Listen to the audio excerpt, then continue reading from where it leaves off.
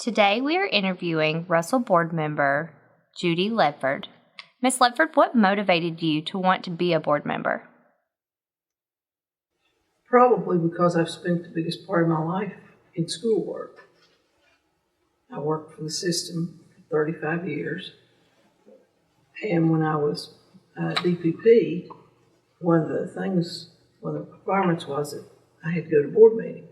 Well, I pretty much enjoyed it because I just sat back and listened to what everybody else had to say and really didn't have any decisions to make. But then when I became a board member, when you sit at the chair at the table, it's a whole different thing. What do you think is your main role as a board member? My main role as a board member is to participate in the meetings, share my convictions as others share theirs. Our responsibilities are numerous, and I think probably the most daunting task we have is to hire a superintendent, because that pretty much determines the whole system. And I know when we selected Mr. Horn, we had done a lot of interviews, a lot of soul searching. And I had known him since he was in middle school, so I kind of felt like we'd grown up together. And that was a big task. It was very, very daunting. And I think we made a good selection. Speaking of Mr. Horn, what do you feel is the board's expectations for the superintendent?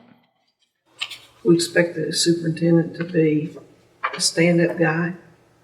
We expect him to be able to supervise, to make the tough decisions, and walk away.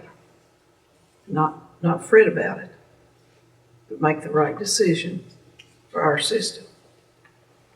I think that's probably the biggest thing that we expect of him.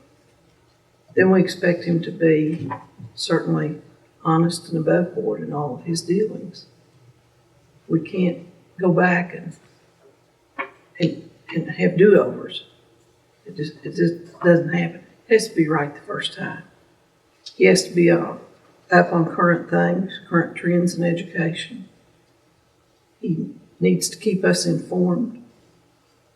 He needs to know that we're part of the team, that we're not the people that do the supervising in the schools, but we are his supervisor, in other words.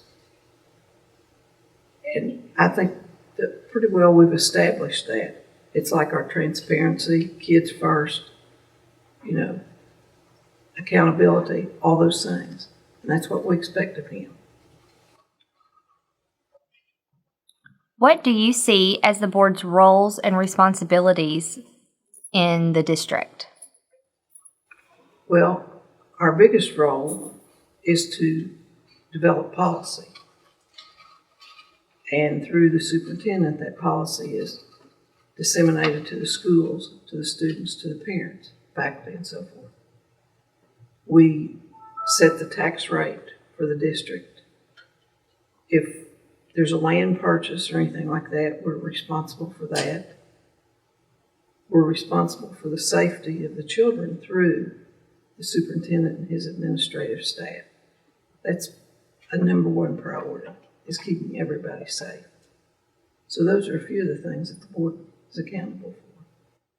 With 1 or 2 meetings a month, all school boards are limited in what they can do. How does the Russell Board decide what's most important?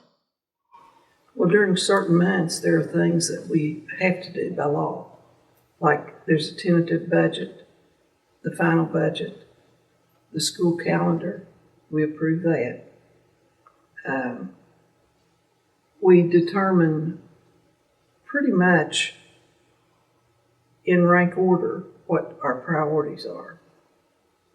For example, I know that this month, one of our priorities is our lunch prices, whether we raise lunch prices or not raise lunch prices.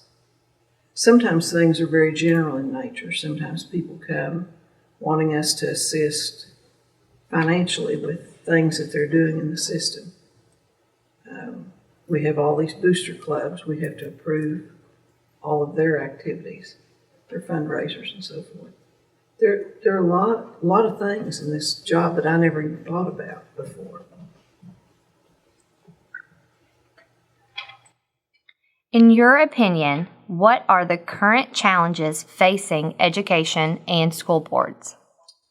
I think one of the biggest things that faces education, and this is statewide and certainly national, on the national level also, we get so many things from Frankfurt that say you must do this, you must do that, but there's no financial backing behind it, which makes it very difficult for schools. Because when they say you shall do this, then we shall do that. So somewhere the money has to be found. And we're very prudent with our finances, as we should be. We should be good stewards of that money. Just like our budget at home. You know, you go beyond your budget, you're in major trouble. How do you and the other board members stay current on the important matters facing education today? One thing each day on our website, we get an update from Frankfurt on all the happenings throughout the state. We get legislative updates. We go to our state meeting. In fact, it's this time of year, always in February when the weather's really bad. We go to our regional meetings. We get publications from School Boards Association, and all those things keep us current. What educational or professional experiences have you had that have prepared you for this role on the board? Well, as I said earlier, I worked in the system 35 years. I graduated at Eastern Kentucky University with my BA degree, English and Art. Then I received a master's degree from Moorhead in 1972, probably before you were born. And later on, I had my rank 1 in administration and counseling. And when I was in the system, I had four different jobs. I loved them all. First, I was a teacher, then a counselor, assistant principal at the middle school, and then director of pupil personnel. And I think with all that experience, it has helped. Now, I don't think that every board member should be a retired school person. I think you need that mix to have a good board. What do you hope to see for Russell's board in the future? I hope that future boards will be as congenial with each other as we are.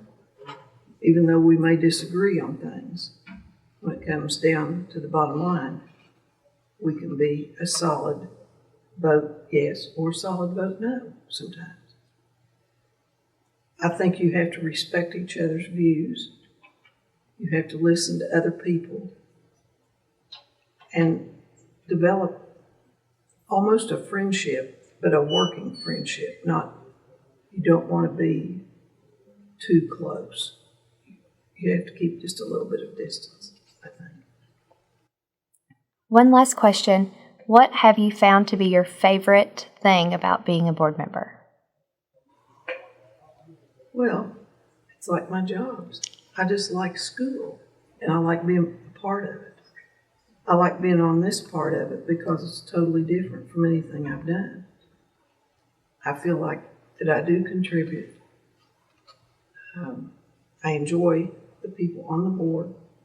I enjoy visiting the schools occasionally. Occasionally, I say, because I think that's good for us. Go in sometimes, not all the time. It's interesting to see people that I had in school that are now leaders in our school system. I always find that fascinating. Well, thank you very much for taking the time to talk to us today. You're very welcome. Thank you.